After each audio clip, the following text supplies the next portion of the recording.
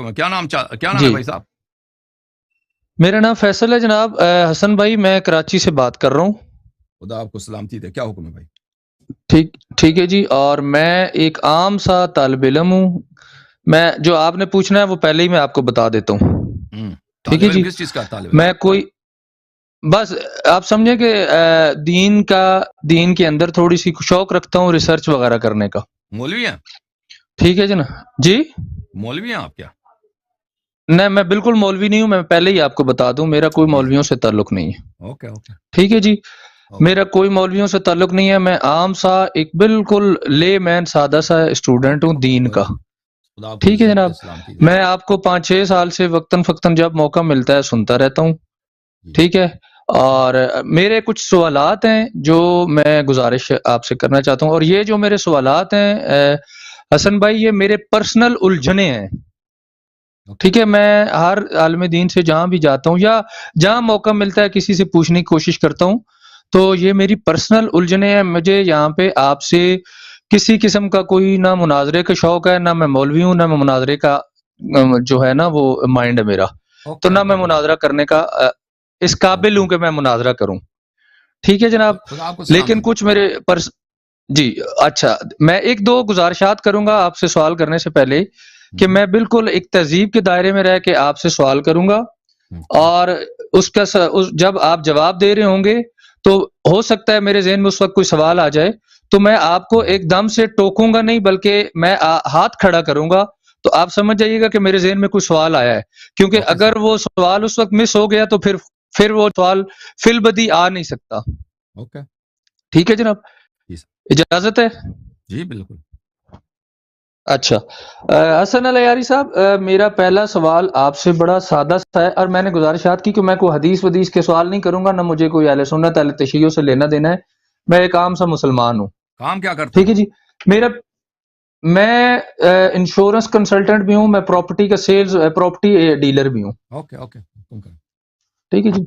اور میرا پہلا سوال یہ ہے جناب کہ ہمارے پیارے نبی کریم صلی اللہ علیہ وسلم 11 ہجری کو پردہ فرما گئے اور 11 ہجری کو پردہ فرما گئے اور عام جو مسلمان ہے جو جمہور مسلمان خود کو کہتے ہیں اور جن کی تعداد ظاہری بات ہے 80% 20% یا اکثریت ہے خود کو سمجھتے ہیں، ان کے ہاں 4 امام ہیں اور ادھر 1 امام ہے. وہ جو 4 امام ہیں ان کا پہلا امام جو ہے وہ 80 ہجری کو، شاید میں غلط نہیں ہوں تو 78 یا 80 ہجری کو پیدا ہوئے امام ابو حنیفہ. ظاہری بات ہے پیدا ہوتے ساری وہ امام تو نہیں بن گئے یا فقہ تو نہیں لے کے آئے. اور ان کے ہم اثر جو ہیں ادھر جو ہے ائمہ اہل بیت میں سے امام جعفر صادق علیہ السلام ہے.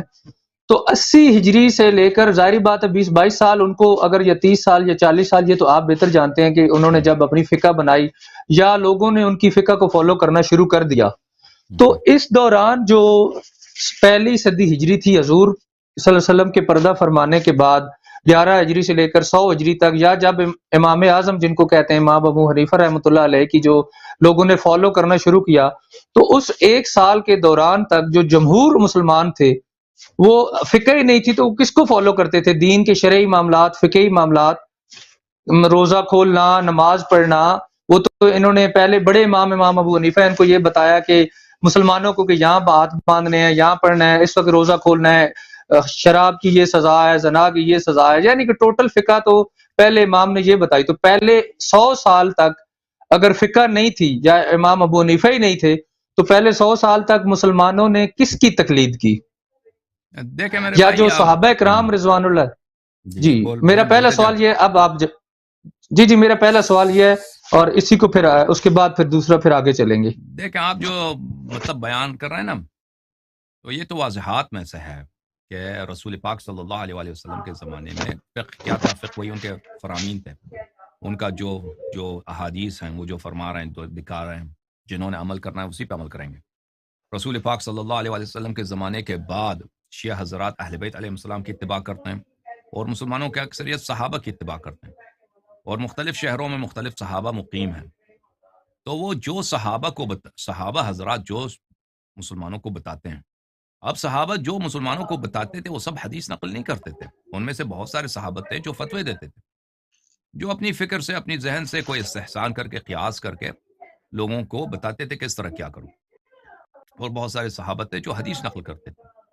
بہت سارے صحابہ تھے جو قاضی تھے، یعنی جج تھے. ان کے پاس مسائل آتے ہیں طلاق کے، نکاح کے، چوری کے، یا لوگوں میں جو نزاع ہوتے ہیں، تو وہ جو فیصلے سناتے تھے، ان صحابہ کے پاس اتنا علم نہیں تھا کہ وہ ہر چیز کے پاس ان کے پاس قرآن کی آیت ہو یا حدیث ہو.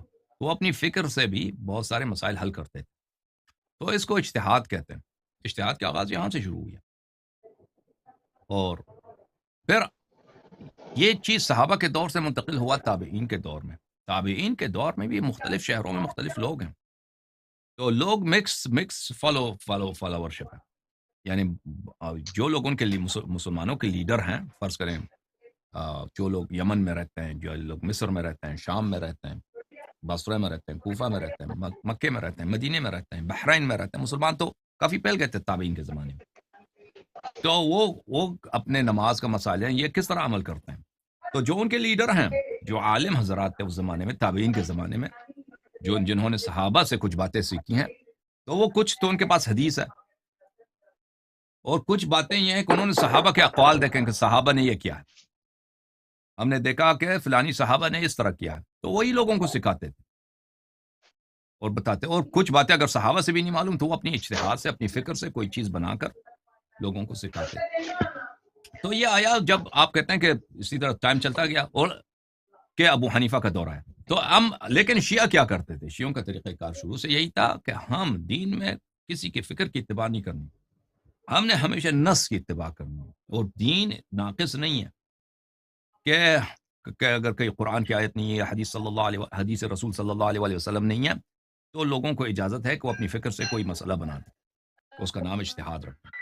تو شیعوں کا عقیدہ شروع سے یہی تھا کہ ان مسائل میں ہمیشہ دنیا میں ایک امام ہوتا ہے، معصوم ہوتا ہے، جس کے پاس وہی علم ہے جو رسول پاک صلی اللہ علیہ وآلہ وسلم کے پاس.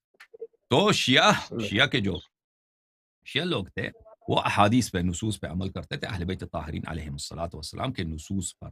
اور کسی شیعہ کو یہ اجازت نہیں تھی، بلکہ کیونکہ رسول پاک صلی اللہ علیہ وآلہ وسلم کے زمانے میں یہ تو نہیں تھا کہ کوئی اجتہاد کرے ان کے زمانے میں، لیکن ان کے بعد اجتہاد کا دروازہ کھل گیا. تو اہل بیت طاہرین علیہم الصلوۃ والسلام نے نہایت سختی کے ساتھ اپنی شیعوں کو منع کیا. میں آپ کی خدمت میں عرض کروں کہ اس زمانے میں یہ بہت اہم نکتہ ہے کہ اکثر لوگ حدیث پڑھتے ہیں، چاہے شیعہ ہوں چاہے مخالفین میں سے، وہ اس میں بہت خطا کر جاتے ہیں، کیونکہ وہ اس لفظ کی تلاش کرتے ہیں اجتہاد کی تاریخ کیا ہے.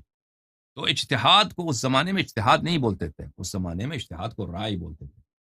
اجتہاد کو رائے بولتے تھے. رائے کا مطلب ہے سوچ، فکر. رائے یعنی نظریہ، فکر. اور رائے ہوتا تھا نص کے مقابلے میں. اجتہاد بالرائے یعنی اچھی طرح سے سوچ کے بتانا، اچھی طرح سے سوچ کر بتانا. ہمارے جو مسلمان بھائی ہیں ان کے ہاں ایک حدیث ہے، ضعیف حدیث ہے، صحیح حدیث نہیں ہے، کہ معاذ ابن جبل یمن جا رہے تھے، تو رسول اللہ صلی اللہ علیہ وآلہ وسلم نے ان سے پوچھا کہ تم اگر کوئی مسئلہ پیش آ جائے تم کیا کرو گے؟ تو اس نے کہا کہ میں قرآن سے دیکھ کر وہ مسئلہ حل کر دوں گا. اور رسول پاک صلی اللہ علیہ وآلہ وسلم نے پوچھا کہ اگر قرآن میں نہ ملے تو کیا کرو گے؟ اس نے کہا کہ میں حدیث میں دیکھوں گا، حدیث رسول صلی اللہ علیہ وآلہ وسلم میں. تو پھر فرمایا کہ اگر حدیث میں بھی نہ ہو تو کیا کرو گے؟ تو اس نے کہا اجتہد رائی یعنی میں اچھی طرح سے سوچوں گا. اچھی طرح سے سوچ کر، اجتہاد کس کو بولتے ہیں؟ کسی کام میں خوب اس کو بجا لانا، اس میں خوب محنت کرنا. اچھا، اجتہاد بالرائے یعنی اچھی طرح سے سوچ کر اس مسئلے کے چاروں جوانب، جتنے جوانب ہیں، ضرر فائدہ سوچ کر اس کا جواب دینا، اس کو بولتے ہیں اجتہاد بالرائے. تو میں جواب دوں گا، لیکن یہ حدیث مخالفین کے ہاں بھی ضعیف ہے. اچھا، تو اس زمانے میں اکثر اجتہاد کو رائے کہتے تھے. تو اہل بیت علیہم الصلوۃ والسلام اپنے شیعوں کو رائے سے بری طرح سے منع کرتے تھے. تو شروع میں رائے کہتے تھے، بعد میں آہستہ آہستہ، کیونکہ یہ ہے اجتہاد بالرائے کو صرف اجتہاد کہا گیا. اجتہاد کیا، میں اجتہاد کرتا ہوں. اجتہاد یعنی میں میں اس کام میں محنت کرتا ہوں. اجتہاد کا کیا مطلب ہے؟ میں اس کام میں محنت کرتا ہوں. اس کا کوئی تعلق نہیں ہے کہ انسان مثلا فقہی مسائل کو حل کر دے، حلال و حرام کے مسائل میں کوئی فتویٰ دے دے، اس کا اس لفظی معنی کوئی تعلق ہی نہیں ہے. لیکن کیونکہ شروع کے زمانے میں جو لوگ مجتہد تھے وہ اپنے اجتہاد کو اجتہاد بالرائے کہتے تھے، کہ یعنی ہم اچھی طرح سے سوچ کر، قرآن کو دیکھ کر، حدیث کو دیکھ کر، مصلحت کو دیکھ کر، استحسان کر کے، قیاس کر کے، یا کوئی فوائد دیکھ کر مثلا اس طلاق کا مسئلہ ہے یا نکاح کا مسئلہ ہے یا کوئی بھی عبادت کا مسئلہ ہے، اس کے لیے ہم فتوی دیتے ہیں، تو اس رائے کو بعد میں صرف اجتہاد کا کہا گیا. یہ تیسری صدی کے بعد ہے، بلکہ چوتھی صدی کے تیسری چوتھی صدی میں یہ اصطلاح منتشر ہو گیا، اصطلاح ہے اجتہاد. تو کہنے کا مقصد یہ ہے میرے بھائی کہ تو شروع کے زمانے میں جو تھے یہاں پہ دو مکاتب تھے. شیعوں کا جو مکتب ہے، شیعوں کا جو مذہب ہے، طریقہ ہے نص، کہ ہر مسئلے میں آپ کسی کو حق نہیں ہے کہ دین میں اپنی سوچ سے فکر کر کے اس مسئلے میں فائدہ یہ ہے چلو فتویٰ یہ دیتے ہیں. اس طرح کوئی حق نہیں ہے اپنے فکر سے آپ کوئی چیز لگا دیں اس میں. صرف نص کی اتباع کرنی ہے، چاہے ہمارے عقل اس کو مانے نہ مانے، کچھ اس سے فرق نہیں پڑتا. ہم نے نص کے متعلق. اس کے مقابلے میں ایک مکتب، جماعت مخالفین میں بھی دو مکتب تھے اس زمانے میں. شروع میں دو مکاتب فکر تھے، ایک مکتب تھا رائے کا اور ایک مکتب تھا نص کا. ان کے ہاں بھی یہی تھا. بہت سارے تھے علماء جماعت مخالفین کے، وہ رائے کی بشدت یعنی اجتہاد کی بشدت مخالف تھے. کہتے تھے ہم ہر مسئلے میں ہم رائے کی اتباع کریں، حدیث کی اتباع کریں گے. اور حدیث میں بھی وہ عمل صحابہ وغیرہ کو شامل کرتے تھے، صحابہ کے اقوال. لیکن ایک مکتب دوسرا تھا جو عراق والوں کا تھا، جس کے ابو حنیفہ جو ہے نمائندگی کرتے ہیں.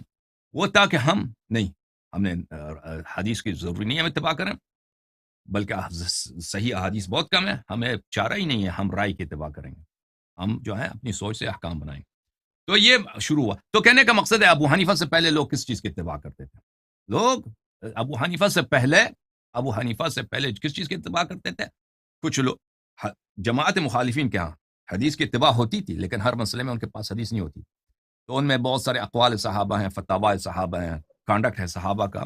اور اس کے علاوہ علماء کے فتاوی تھے. علماء میں صحابہ بھی آ جاتے ہیں، علماء میں تابعین بھی آ جاتے ہیں، تابع تابعین بھی آ جاتے ہیں. پھر ابو حنیفہ کا دور آیا. ابو حنیفہ کا جب دور آیا ہے تو اس نے تو بالکل بھائی اس کے زمانے میں تو اس نے تو حدیث سے تو وہ کم استفادہ کرتا تھا، وہ تو اکثر رائے ہی سے فتویٰ دیتے تھے. بہرحال یہ ہے میرے بھائی آپ کے سوال کا جواب.